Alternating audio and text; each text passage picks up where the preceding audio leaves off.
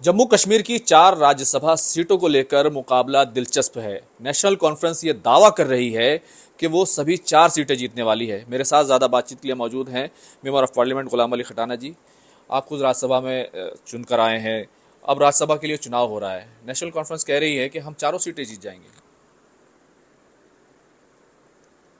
देखिए, हमें तो ये उम्मीद है कि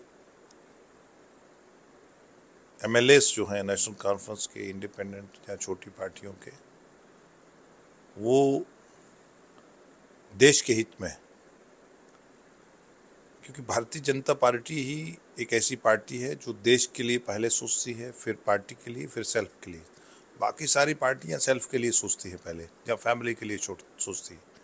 तो मुझे लगता है कि एमएलए इस विजन विजडम के साथ वोट देंगे और नरेंद्र मोदी जी के हाथ मजबूत करेंगे और हमें वोट देंगे, ये हमारा मानना है। लेकिन जिस तरीके का गणित नज़र आ रहा है, एक तरफ भारतीय जनता पार्टी के 28 एमएलए हैं और दूसरी तरफ सरकार चल रही है, उनके पास भी 50 से ज़्यादा एमएलए का समर्थन मौजूद है। ऐसे वक्त में भारतीय जनता पार्टी भी 3 सीट जीतने का दावा कर रही है, तो दोनों ही तरफ दावे हैं। नहीं, ऐसा है कि लोगों का स्वभाव है प्राइम मिनिस्टर की तरफ। आप देखते हैं कैलकुलेशन क्या, कल इलेक्शन के बाद एमएलए हजरत क्या करते हैं। और ये तो उनका अपना मैंडेट है, लोगों ने उनको मैंडेट दिया है। लेकिन हमें ये उम्मीद है कि वो वज़ीर आज़म साहब का, क्योंकि जम्मू कश्मीर एक ऐसा इलाका है कि उसको ज़्यादातर दिल्ली ही फीड करती है और दिल्ली से ही उसको सब इंफ्रास्ट्रक्चर, कुदरती आफात से लेकर, मिलिटेंसी से लेकर, स्कूलों के इंफ्रास्ट्रक्चर से, खेल कूद, टूरिज़्म हो, होम स्टे हो, बिजनेस हो, एवरीथिंग हो, उसमें दिल्ली का रहता है। तो दिल्ली का से ही जम्मू कश्मीर के लोग की खुशहाली आती है।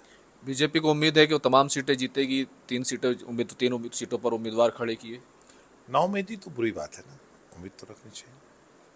मतलब आप कह सकते हैं कि भारतीय जनता पार्टी भरपूर मुकाबला कर रही है और राज्यसभा सीटों में वो पीछे नहीं है।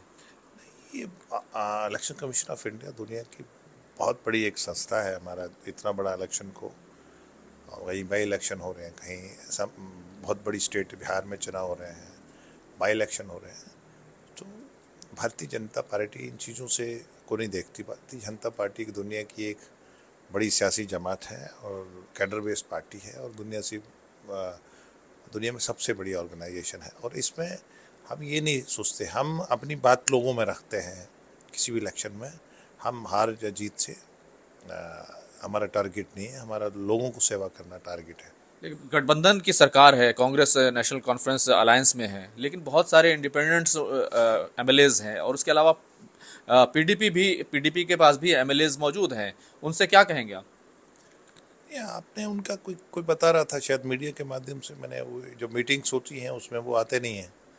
तो कहीं ना कहीं एक साल जो उमर अब्दुल्ला सरकार का है उसका लोगों में वो लोगों के दुख दर्द में मौजूद नहीं है।